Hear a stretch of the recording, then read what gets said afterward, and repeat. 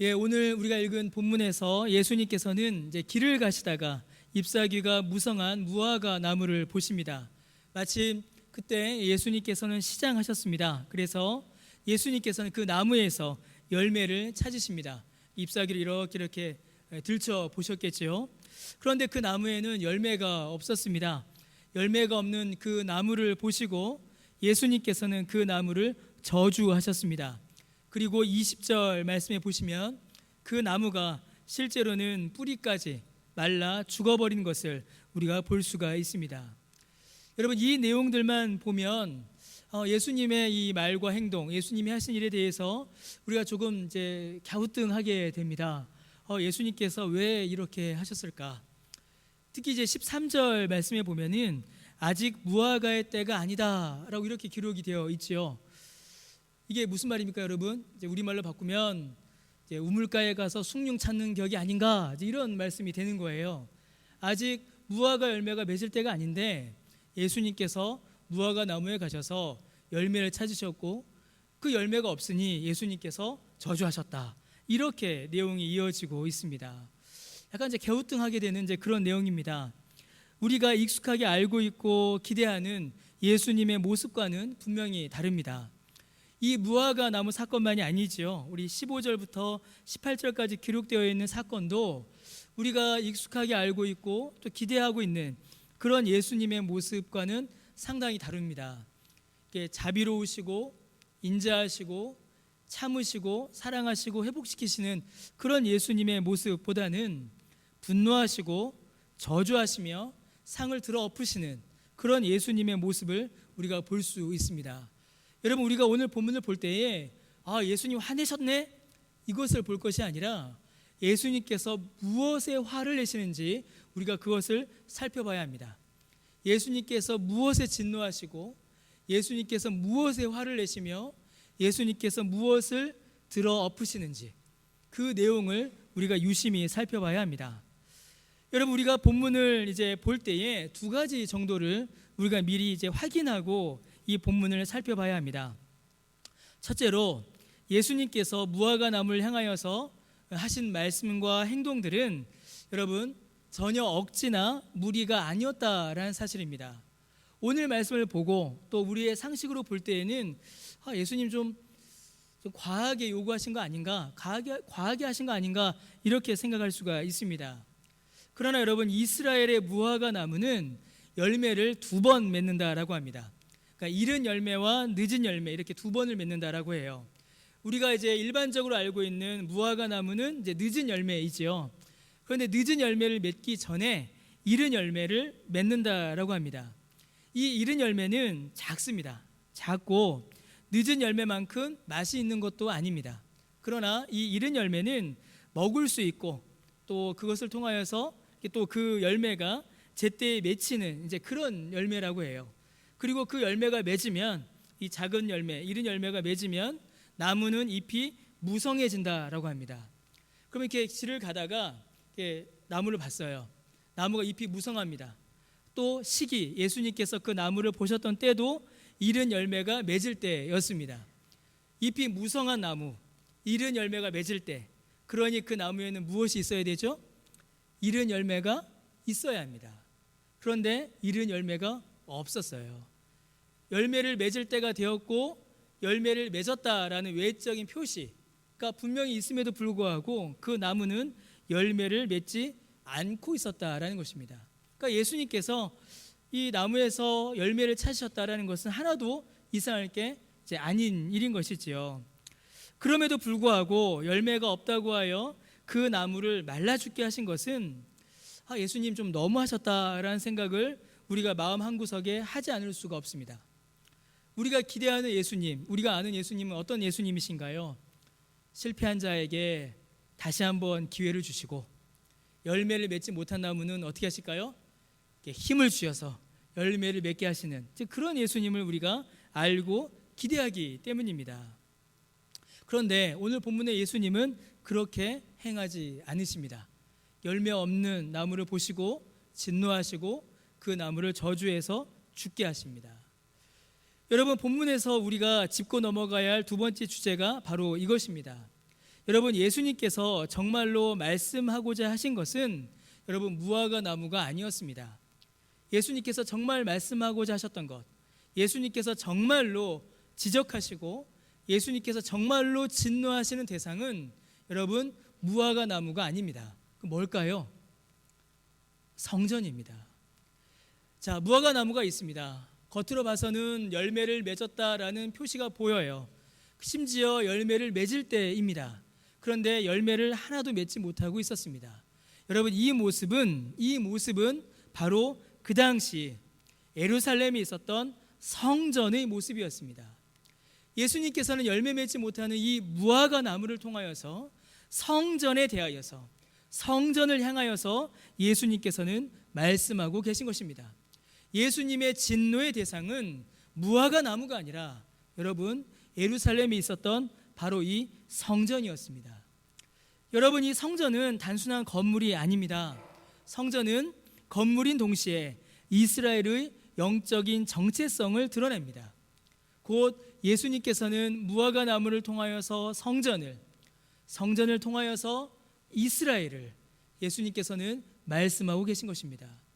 그 성전도 이스라엘도 어떤 상태일까요? 열매 맺을 때가 되었고 열매 맺은 것처럼 보이나 아무 열매도 맺지 못하고 있는 그런 성전, 그런 이스라엘, 그들을 향하여 예수님께서는 진노하고 계신 것입니다. 여러분, 예레미야 8장 13절에는 매우 중요한 말씀이 기록되어 있습니다.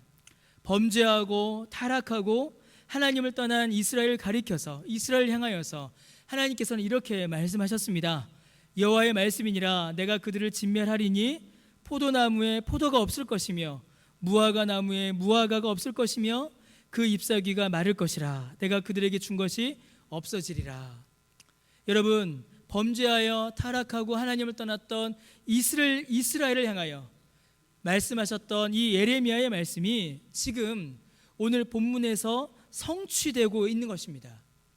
이스라엘이, 그 성전이 포도 없는 포도나무 같고 무화과 없는 무화과 나무처럼 그렇게 존재하고 있었던 것입니다. 성전이 본래의 목적과 기능을 완전히 잃어버렸던 것이지요. 여러분, 성전이 이렇게 예수님의 질책을 받고 본래의 목적과 기능을 잃어버렸던 모습은 크게 두 가지의 모습으로 오늘 본문에서 나타납니다. 이 17절 말씀에 그 모습이 다 나타납니다. 첫째로 여러분, 이 예루살렘의 성전은 강도의 소굴이 되어버렸습니다. 예수님께서 성전에 들어가셨을 때에 예수님의 눈에는 매매하는 자들과 돈 바꾸는 자들, 비둘기 파는 자들이 보였습니다. 예수님께서는 그들의 상을 엎으셨고 그들을 성전에서 쫓아내셨습니다. 여러분, 이 사람들, 매매하는 자들, 돈 바꾸는 자들, 비둘기 파는 자들은 사실은 여러분 성전에서 매우 필요한 사람들이었습니다.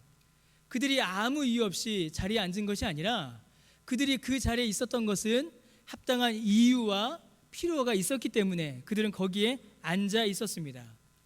여러분, 이스라엘 사람들은 성전에 올 때에 반드시 성전세를 내야 했습니다. 그래서 마태복음 17장에 보시면 예수님께서도 제자들과 함께 성전세를 내시는 것을 우리가 볼 수 있습니다. 이는 출애굽기 30장 13절과 14절에 기록된 명령입니다. 이 말씀에 보시면 어떻게 되어 있습니까? 계수에 드는 자, 특별히 14절에 보시니까 20살 이상 된 자, 이스라엘 중에 20살 이상 된 남자는 반드시 성전에 올 때에 성전세, 성전 세금을 내야 했습니다. 그럼 이 성전 세금은 뭐로 낼까요? 유대의 화폐로 내야 했습니다. 근데 그 당시에 유대는 어디에 지배를 받고 있었지요? 로마의 지배를 받고 있었지요. 그러다 보니까 유대에서 사용되던 화폐도 유대의 화폐가 아니라 로마의 화폐였습니다. 자, 그러면 로마의 화폐로 막 시장에서 사고 먹고 쓰다가 성전에 왔어요. 성전세를 내야 합니다. 율법을 지켜야 돼요. 그런데 내가 가지고 있는 돈은 로마 돈입니다. 그럼 이걸 어떻게 해야 될까요? 유대 돈으로 바꿔야죠. 그래서 성전에 있어야 되는 사람들이 누굽니까? 환정상들이 있어야 되는 겁니다. 그러한 이유 때문에 환정상들이, 돈 바꾸는 사람들이 성전에 있었습니다. 성전세를 내기 위해서, 정확히는 율법을 잘 지키기 위해서 필요한 자들이 바로 이 환전상들이었습니다. 여러분, 그들만이 아니었습니다. 매매하는 자들, 특별히 이 비둘기 파는 자들 역시도 성전에서는 필요한 사람들이었습니다. 여러분, 레위기 여러 곳을 보시면 레위기 곳곳에는 비둘기를 제물로 하나님께 드리는 사람들이 등장합니다. 여러분, 어떤 사람들이 비둘기를 하나님께 제물로 드릴 수 있을까요? 레위기에 보시면 가난한 사람들, 그러니까 소나 양이나 염소를 하나님께 제물로 드릴 수 없는 사람들은 비둘기를 하나님께 제물로 드릴 수 있었습니다. 집비둘기, 집에서 키우는 걸 드리던가, 아니면 산에 가서 산비둘기라도 잡아오던가, 그것도 안다면 비둘기 새끼라도 잡아서 하나님께 제물로 드려야 했습니다. 자, 여러분, 비둘기를 하나님께 제물로 드리는 사람들, 어떤 사람들이라고요? 가난한 사람들입니다. 그럼 가난한 사람들의 특징은 뭐죠? 그때나 지금이나 하루 벌어서 하루 먹고 사는 겁니다. 여러분, 비둘기 잡는 게 쉬울까요? 어려울까요? 우리 지금 이렇게 공원에 있는 비둘기를 생각하시면 안 돼요. 과자 뿌리면 막 확 날려들어서 이게 비둘기인지 닭인지 구분이 안 되는 그런 비둘기 아닙니다. 잘 날아다니고 빨리 날아다니는 비둘기예요. 그럼 그 비둘기 여러분 잡기가 쉬울까요? 어려울까요? 어렵습니다. 그럼 그 비둘기 잡으려면 어떻게 해야 돼요? 하루 종일 뛰어다녀야 됩니다. 망 하나 들고. 그러면 하루 못 벌죠. 자, 그러한 사람들이 하나님께 제사 드리기 위하여, 제물을 드리기 위해 성전에 옵니다. 소나 양을 잡을 돈이 없어요. 비둘기를 잡아야 하는데 비둘기도 못 잡아왔습니다. 그런 사람들을 위하여 누가 있는 겁니까? 비둘기 파는 자들이 성전에 있는 겁니다. 그럼 여러분, 환전상, 돈을 바꿔주는 사람들, 비둘기 파는 사람들 전부 다 여러분 어떤 사람들입니까? 성전에 필요한 사람들입니다. 좀 더 정확히 이야기하면 율법을 잘 지키기 위해서는, 율법을 정확하게 지키기 위해서는 필요한 사람들, 그들이 바로 이들이었습니다. 그러나 여러분, 그 모든 것들이 성전에 필요했다고 하여서 그들이 선하고 거룩하고 옳은 것은 아니었습니다. 왜냐하면 그들의 목적이 여러분 바뀌었기 때문입니다. 성전에서 매매하는 자들, 성전에서 환전하는 자들, 그들은 성전에 나온 사람들이 하나님께 제사를 드리고 하나님께 성전세를 드리는 일을 돕기 위하여 그들은 그 자리에 있었습니다.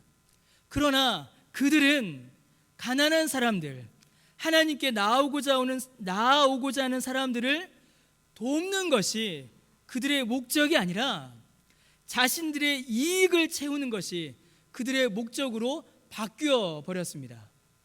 성전에 유익이 되니까, 사람들에게 도움이 되니까 하나씩 둘씩 성전 안으로 들어왔지요.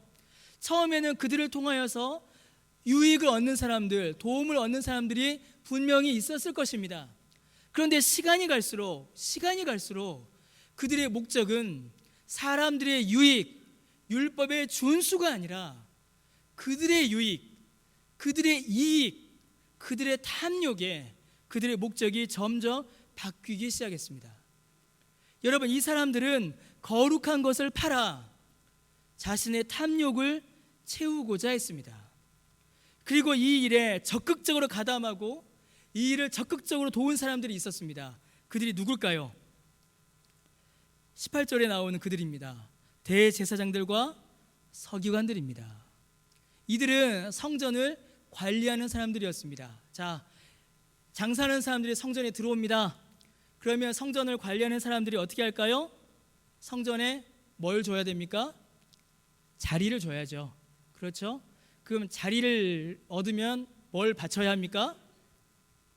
여러분 쉽게 생각하세요. 너무 어렵게 생각하지 마시고요. 자, 자리세가 있어야죠. 자리를 얻었으니 자리세를 바쳐야죠. 그럼 자리세 누가 받겠습니까? 대제사장들과 서기관들이 그 자리세를 받았습니다. 여러분, 도대체 이 사람들의 목적이 어디에 있는 것입니까? 도대체 이 사람들은 무엇을 위하여 이 성전에 있는 것입니까? 여러분, 그들이 외적인 형식은 잘 갖추었습니다. 율법을 잘 지키는 것도 같았습니다. 야, 율법 지키려면, 성전세 내려면, 하나님께 제사 드리려면 환전상 있어야 되고 비둘기 파는 자도 있어야 한다. 필요한 듯이 보였습니다. 그리고 이를 통하여서 유익을 얻는 사람도 있었습니다. 여러분, 그들은 거룩한 일을 위하여 사용된 사람들입니다. 그러나 그들은 거룩을 향하여 나아간 것이 아니라 자기 욕심을 위하여 나아갔습니다. 방금 말씀드렸던 것처럼 그들은 거룩한 것을 팔아 더러운 이익을 탐하였던 자들인 것입니다. 여러분, 성전이 어떤 곳입니까? 성전이 어떤 곳이었을까요? 하나님을 뵙고 죄사함을 받으며 말씀의 교훈을 받는, 그리하여 죄인이 거룩해지는, 죄인이 거룩한 하나님을 뵙는 거룩한 장소가 바로 그 성전이었습니다. 그런데 그 성전이 거룩을 잃어버리기 시작한 것입니다. 거룩이 성전의 목적이 아니라, 여러분, 욕심이 잉태한즉 뭘 낳아요? 죄를 낳고, 죄가 장성한즉 뭘 낳아요? 사망을 낳죠. 모든 죄의 시작이 무엇입니까? 욕심이에요. 여러분, 지금 이 사람들이 이 성전을 모든 죄의 시작점으로 만들어버리고 있는 것입니다. 욕심의 장소로, 탐욕의 장소로 이 성전을 무너뜨리고 있는 것이죠. 성전의 목적을 잃어버리고 있는 것입니다. 겉은 거룩해 보였습니다. 겉은 거룩해 보이고 제사장들이, 서기관들이 거룩한 말을 하고 거룩한 제사를 드리고 거룩해 보였습니다. 그러나 그 속은 오로지 인간의 욕심만을 추구하는, 여러분, 주님 말씀대로 더러운 강도의 소굴이 되어버렸던 것입니다. 여러분, 주님께서는 바로 이 더러운 강도의 소굴에 진노하십니다. 그들을 둘러 엎으시고 그들을 성전에서 쫓아내십니다. 왜냐하면 성전의 목적에 부합하지 않기 때문입니다. 이것만이 아니었습니다. 여러분, 이 성전이 열매 없는 나무와 같이 된 두 번째 모습이 있었습니다. 여러분, 사실은 이게 더 심각한 것이었고 이게 더 본질적인 것이었습니다. 17절 말씀해 보시니까 예수님께서 이사야의 말씀을 인용하십니다. 뭐라고 말씀하시냐면, 기록된 바 내 집은 어떤 집이라고요? 만민이 기도하는 집. 여러분, 성전의 본래 목적, 성전의 본질적인 가치는 만민이 기도하는 집이다라는 사실이 있었습니다. 여러분, 성전은 만민이 와서 기도하는 집입니다. 자, 여러분, 솔로몬이 성전을 지었습니다. 자, 솔로몬이 성전을 건축했을 때에 그 성전을, 여러분, 유대인들만을 위해서 솔로몬이 성전을 건축했을까요? 그렇지 않습니다. 자, 솔로몬이 성전을 다 짓고 이 성전을 하나님께 올려드립니다. 낙성식이라고 하죠. 그때 솔로몬이 기도합니다. 그 기도의 내용을 보면 이 성전이 유대인들만을 위한 것이 아니다라는 게 너무 분명히 드러납니다. 역대하 6장 32절과 33절 말씀에 이렇게 기록되어 있습니다. 솔로몬이 이렇게 기도합니다. 우리 함께 읽어보겠습니다. 주의 백성 이스라엘의 이방인에게 대하여도 그들이 주의 큰 이름과 능한 손과 펴신 팔을 위하여 먼 지방에서 와서 이 성전을 향하여 기도하거든 주는 계신 곳 하늘에서 들으시고 모든 이방인이 주께 부르짖는 대로 이루사 땅의 만민이 주의 이름을 알고 주의 백성 이스라엘처럼 경외하게 하시오며 또 내가 건축한 이 성전을 주의 이름으로 일컫는 줄을 알게. 여러분, 솔로몬이 성전을 건축했을 때에도 이 성전은 만민이 기도하는 집이었습니다. 이스라엘에게 속하지 않은 이방인들도 먼 곳에서 찾아와서 하나님께 부르짖고 하나님께 기도하면 하나님의 은혜를 받을 수 있는 곳, 하나님의 은혜를 받을 수 있는 집, 바로 그 집이 바로 성전이었습니다. 여러분, 만민이 기도하는 집, 이 말은 방금 말씀드렸던 것처럼 예수님께서 이사야 56장 7절의 말씀을 인용하신 것입니다. 자, 이사야 56장 6절에서 8절 말씀을 보시면 이러한 성전의 성격을 더욱더 분명히 알 수 있습니다. 우리 함께 한번 읽어보겠습니다. 또 여호와와 연합하여 그를 섬기며 여호와의 이름을 사랑하며 그의 종이 되며 안식일을 지켜 더럽히지 아니하며 나의 언약을 굳게 지키는 이방인마다 내가 곧 그들을 나의 성산으로 인도하여 기도하는 내 집에서 그들을 기쁘게 할 것이며 그들의 번제와 희생을 나의 제단에서 기꺼이 받게 하리니 이는 내 집은 만민이 기도하는 집이라 일컬음이 될 것이라. 이스라엘의 쫓겨난 자를 모으시는 주 여호와가 말하노니 내가 이미 모은 백성 외에 또 모아 그에게 속하게 하리라 하셨느니라. 여러분, 이 말씀이 무슨 말씀이십니까? 성전은 유대인들만을 위해서 지은 것이 아니라 하나님을 섬기며 하나님을 사랑하며 하나님의 소유가 된 모든 이방인들이 하나님 앞에 나와 기도하며 하나님의 은혜를 받는 집인 것입니다. 하나님께서는 이미 모은 자들 이스라엘만이 아니라 또 모아서 모든 이방인들 중에 또 백성들을 모아서 하나님의 은혜를 받게 하시려고 하나님께서는 그 역사를 이루어 가시는 것입니다. 하나님이 이방인도 부르신다. 하나님이 만민에게 은혜를 주신다. 모든 이방인들을 하나님께서 불러 모으신다.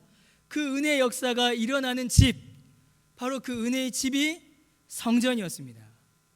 자, 그런데 여러분, 이 이스라엘의 성전이 어떻게 됐을까요? 예수님 당시에 이 성전은 그 기능을 완전히 잃어버렸습니다. 그 당시에 성전의 구조와 여러분 조금 관련이 있습니다. 여러분, 예수님 당시의 성전은 헤롯 성전이라고 불립니다. 우리 한번 이게 이제 그 당시 헤롯 성전을 이제 상상하여서 그린 그림입니다. 저기 사람 보이시나요, 여러분? 눈을 크게 뜨고 보시면요, 저쪽에 보시면 요만한 사람 같이 생긴 게 있습니다. 사람이 있어요. 그러니까 저 사람의 모습과 이 성전의 규모를 한번 보십시오. 이 성전이 어마어마합니다. 이 성전을 가리켜서 이제 헤롯 성전이다라고 합니다. 이스라엘은 세 가지의 성전이 있었습니다. 첫 번째가 솔로몬 성전이 있었죠. 근데 솔로몬 성전은 이스라엘 망할 때 무너져 버렸습니다. 두 번째, 포로기를 마치고 돌아와서 지은 스룹바벨의 성전이 있었어요. 그런데 이 스룹바벨 성전도 무너져 버립니다. 그리고 이게 세 번째 성전입니다. 헤롯 왕이 이스라엘을 위하여 지어준 성전이 바로 이 헤롯 성전이에요. 어마어마하죠. 그 규모가 정말 큽니다. 자, 그런데 이 헤롯 성전이 가지고 있는 차이점, 특징이 있습니다.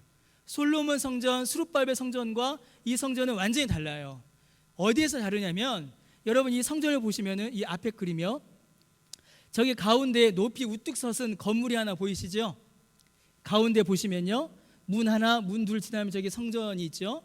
저 건물이 뭐냐면 성소와 지성소가 있는 성전입니다. 솔로몬 성전, 스룹바벨 성전은 저것만 있었어요. 그런데 헤롯 성전은 어떻게 됐습니까? 저것만 있는 게 아니라 주변을 어마어마하게 짓습니다. 엄청나게 커요. 어마어마한 규모와 온갖 보석으로 장식해서 이렇게 성전을 지어버렸습니다. 왜 이렇게 성전을 지었을까요? 성전을 이렇게 짓고 구역을 나누기 시작합니다. 다음 그림이요. 이렇게 구역을 나누기 시작합니다. 좀 복잡하죠? 단순하게 그리면 어떻게 될까요? 다음 그림이요. 이렇게 나누어 버립니다.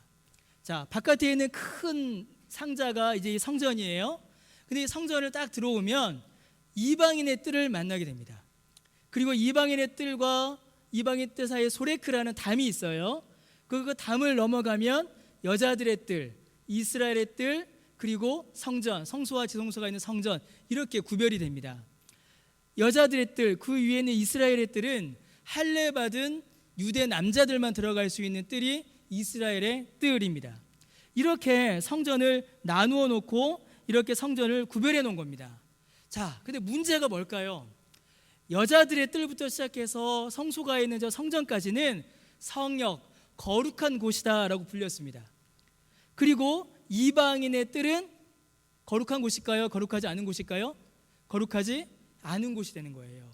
여러분, 매매하는 자들, 환전상들이 어디에 있었을까요? 이방인의 뜰에 있었습니다. 더 큰 문제는 뭘까요? 이방인의 뜰과 저 거룩한 곳 사이에 소레크라는 담이 있었습니다. 자, 그런데 저 담에는 경고문이 붙어 있었습니다. 어떤 경고문이 붙어 있었냐면 어떤 이방인도 성전을 둘러싸는 철책과 울타리 안으로 들어가서는 안 된다. 누구든 이를 어기고 들어가 붙들리는 사람은 반드시 죽을 것인데 이에 대한 책임은 그 자신에게 있다. 그런 경고문이 저 소레크라는 담에 붙어 있었습니다. 그것도 헬라어, 라틴어, 아람어, 전 세계 공용어, 전 세계에서 가장 강력한 나라의 언어, 그리고 그 지방의 언어, 세 가지 언어로 이 경고문이 붙어 있었어요. 어떤 이방인도 이 담을 넘어갈 수가 없었습니다. 이방인들을 향한 출입금지 경고가 여기에 붙어 있었던 겁니다. 여러분, 어떤 이방인도 이 담을 넘어서 성소로 나아갈 수가 없었습니다. 여러분, 이 성전은 어떤 성전이었습니까? 하나님께서 이 성전을 만들라고 하셨을 때에 이 성전은 만민이, 모든 이방인들이 하나님 앞에 나와 기도하며 그 은혜를 누리는 하나님의 집이었습니다. 그런데 유대인들이 어떻게 만들었어요? 이방인들이 나아갈 수 없게끔 담을 쳐버렸습니다. 하나님의 은혜를 받아야 하는 자들, 하나님의 은혜를 사모하는 자들, 하나님의 도우심의 은혜를 간구하는 자들은 하나님께 나아갈 수 없고, 자신의 탐욕을 채우기 위한 자들, 율법을 지켜서 할례 받은 자들만이 이 안으로 나아갈 수 있었던 것입니다. 이방인들은 이방인의 뜰에 갇혀서 그저 아무 의미도 능력도 은혜도 경험할 수 없는 형식적인 제의만을 제공받을 수밖에 없었습니다. 그리고 그것마저도 성전의 종교 지도자들이 탐욕을 채우는 수단으로 전락해버렸습니다. 사랑하는 성도 여러분, 도대체 이 성전에서 무슨 은혜를, 무슨 능력을, 무슨 열매를 여러분 기대할 수가 있겠습니까? 하나님께서는 거룩의 열매를 맺어라 라고 말씀하셨습니다. 그런데 이 성전은 강도의 소굴이 되어버렸습니다. 하나님께서 이 성전은 만민이 주 앞에 나와 기도하는 집이다 라고 말씀하셨는데, 유대인들은 이방인들이 하나님 앞에 나아가지 못하도록 벽을 쳐버렸습니다. 겉으로 볼 때에는 이 성전 잎이 무성하여 열매를 많이 맺은 것처럼 그렇게 보이는 무화과 나무처럼 보였습니다. 겉으로 볼 때는 얼마나 화려하고 얼마나 웅장하고 거룩한 옷을 입은 제사장들이 돌아다니고 하나님 앞에 번제를 드리는 거룩한 제사가 드려졌습니다. 거룩해 보였고 거룩한 일들이 이루어졌습니다. 그러나 겉으로는 그렇게 보였지만 실제로는 아무 열매 없는, 아무 열매 맺지 못한 그런 무화과 나무와 같았던 것입니다.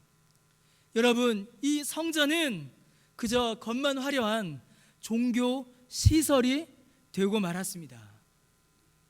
여러분, 이것이 그 당시 성전의 모습이었고, 이것이 그 성전을 중심으로 한 이스라엘 사람들의 영적 형편이었습니다. 사랑하는 성도 여러분, 혹시 우리가 이 성전처럼 신앙생활하고 있지 않습니까? 사랑하는 성도 여러분, 죄를 몰아내고 거룩의 열매를 맺어야 하는데 거룩한 것을 팔아 죄를 사는, 여러분 혹시 그런 일들이 우리에게 일어나고 있지 않습니까? 사랑하는 성도 여러분, 혹시 우리 안에 담이 세워져 있지 않습니까? 하나님께서는 만민이 주 앞에 나와 기도하여 복을 받으라 라고 말씀하셨는데 우리 안에 알게 모르게 담이 세워져 있지 않습니까? 여러분, 주님께서 해결책을 제시해 주셨습니다. 이러한 예루살렘 성전을 향하여 예수님께서는 방법, 해결책을 예수님께서는 주셨습니다. 예수님께서는 답을 주셨어요. 여러분, 이러한 성전을 향하여 주신 예수님의 답, 그 답이 무엇일까요? 거룩의 열매도 맺지 못하고 만민이 구원받는 구원의 열매도 맺지 못하는 이 성전을 향하여 어쩌면 우리에게 주시는 예수님의 답, 여러분 그 답이 무엇일까요? 여러분, 그 답은 예수님 자기 자신입니다. 여러분, 예수님이 답이 되셨습니다. 예수님이 열매 맺을 수 있는 열매의 답이 되신 것입니다. 여러분, 열매 없는 무화과 나무가 죽었듯이 이 돌로 만든 성전 역시 완전히 무너져 버릴 것을 예수님께서는 말씀하셨습니다. 마가복음 13장 1절과 2절에 보시면 제자들이 예수님, 이 성전 어떻게 될까요? 이렇게 묻자 예수님께서 뭐라고 말씀하시냐면, 이 건물들, 돌로 지은 이 큰 건물은 돌 하나도 돌 위에 남지 않고 다 무너질 것이다 라고 말씀하십니다. 실제로 이 성전은 로마에 의해서 완전히 무너져 버립니다. 그리고 예수님께서 뭐라고 말씀하시냐면, 돌로 지은 이 성전, 율법으로 이루어진 이 성전은 완전히 무너져 버릴 것이지만 새로운 성전이 세워질 것이다 라고 예수님께서 말씀하십니다. 요한복음 2장 19절에서 21절에 예수님께서 그 성전에 대하여 말씀하십니다. 우리 같이 한번 읽어보겠습니다. 예수께서 대답하여 이르시되 너희가 이 성전을 헐라 내가 사흘 동안에 일으키리라. 유대인들이 이르되 이 성전은 46년 동안에 지었거늘 네가 3일 동안에 일으키겠느냐 하더라. 그러나 예수는 자기 육체를 가리켜 말씀하신 것이라. 돌로 지은 성전, 율법으로 이루어진 성전, 열매 맺지 못하던 성전은 다 무너져 버립니다. 그리고 예수님께서는 새로운 성전을 세우십니다. 그 성전은 무엇입니까? 예수님의 몸입니다. 예수님의 몸으로 예수님께서는 새로운 성전을 세우십니다. 여러분, 예수님의 몸으로 세워진 새로운 성전은 이름이 바뀝니다. 더 이상 성전이라고 불리지 않습니다. 무엇일까요? 예수님의 몸으로 세워진 새로운 성전. 여러분, 그 성전이 무엇인지 아십니까? 그 성전의 이름이 무엇인지 아십니까? 그 성전의 이름은 교회입니다. 교회입니다. 바로 예수님의 몸된 교회가 예수님께서 예수님의 몸으로 지으신 새로운 성전입니다. 그러므로 예수님의 몸된 교회가 비로소 풍성한 열매를 맺게 되는 것입니다. 여러분, 예수님께서는 열매 없는 성전을 없애버리시고 예수 그리스도 안에서 자신의 몸인 교회를 세우시며 이 교회를 통하여서 예수님께서는 풍성한 열매를 맺게 하십니다. 사랑하는 성도 여러분, 그래서 교회는 예수님의 몸된 교회는 풍성한 열매를 맺습니다. 어떤 열매를 맺을까요?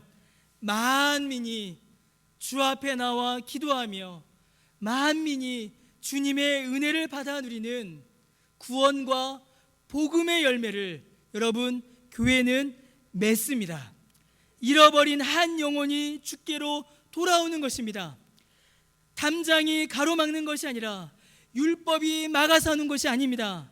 히브리서 10장 19절에 뭐라고 기록되어 있습니까? 우리 같이 읽어볼까요? 그러므로 형제들아, 우리가 예수의 피를 힘입어 성소에 들어갈 담력을 이겁니다.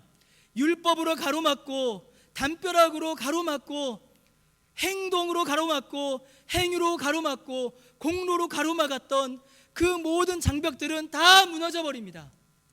오직 예수의 피를 힘입어서 만민이, 이방인들이 주 앞에 나와 그 구원의 은혜를 받아 누리는 이 복음의 열매, 이 구원의 열매를 주님께서는 이 교회를 통하여서 열리게 하시는 것입니다. 그래서 여러분, 교회가 맺는 첫 번째 열매는 뭘까요? 복음의 열매입니다. 전도의 열매입니다. 구원의 열매입니다. 그것만이 아니죠. 주님께서는 그렇게 주께로 돌아온 자들을 거룩하게 하실 것입니다.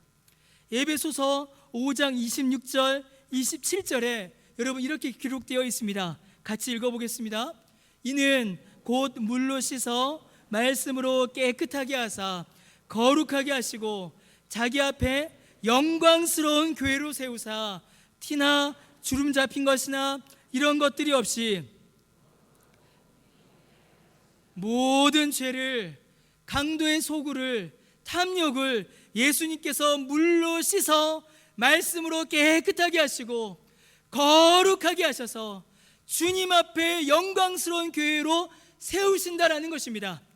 티나 주름 잡힌 것이나 이런 것들을 없이 하시고 거룩한 주님의 교회로 거룩한 열매, 성화의 열매를 주님께서 맺게 하시는 것입니다. 여러분, 그 열매를 주님께서 교회에게 맺게 하십니다.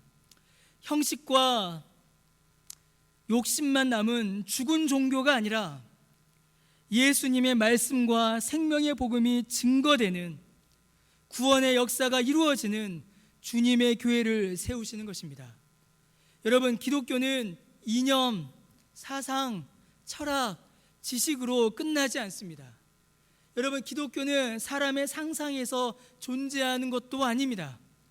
생명력이 없이 그저 왔다 지나가는 유행도 아닙니다. 여러분, 기독교는 살아있는 생명입니다. 그러므로 기독교는 열매를 맺습니다. 죄를 이기는 거룩의 열매를, 만민이 주 앞에 나와 구원의 은혜를 받아 누리는 그 생명의 열매를 주님의 교회는 맺게 되는 것입니다. 여러분, 모든 민족을 품고 삼위일체 하나님의 이름으로 세례를 주고 제자를 삼아 말씀을 가르쳐 지키게 할 그 사명을 받은 교회가 성령이 임하심으로 권능을 받아 온 예루살렘과 유대와 사마리아와 땅끝까지 이르러 주님의 증인이 될 권능을 받은 교회가 이를 이루게 되는 것입니다. 사랑하는 성도 여러분, 사랑하는 성도 여러분, 우리 강변교회는 여러분 어디에 있습니까? 여러분 마음 가운데 우리 강변교회는 어떤 교회라고 생각하십니까? 여러분, 우리 강변교회는 돌로 지은 율법으로 지키는 열매 없는 성전이 아닙니다. 성전이 아닙니다. 우리 강변교회는 열매 없는 성전이 아닙니다. 우리 강변교회는 그럼 뭡니까?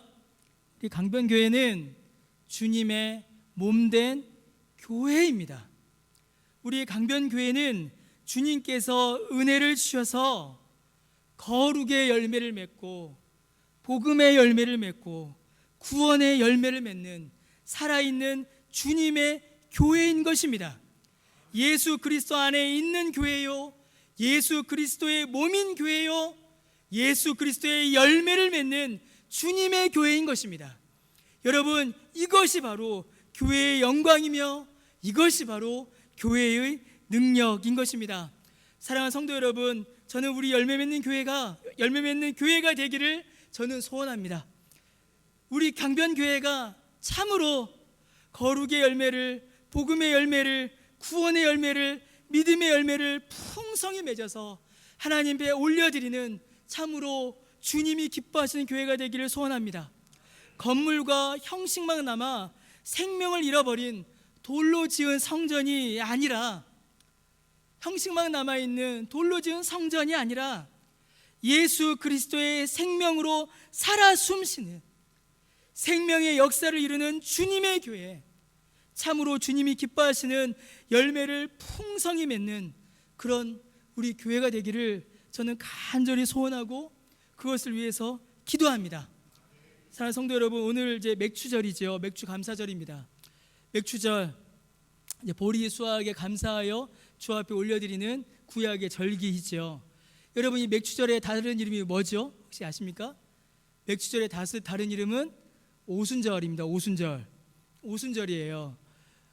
이 같은 이름 맥추절이 오순절입니다. 여러분, 오순절에 어떤 일이 벌어졌죠?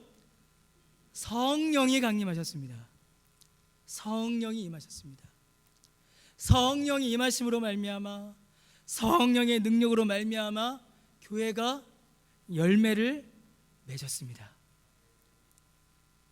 거룩해졌고 복음을 증거하였으며 생명이 살아나는 구원의 열매를 맺기 시작했습니다.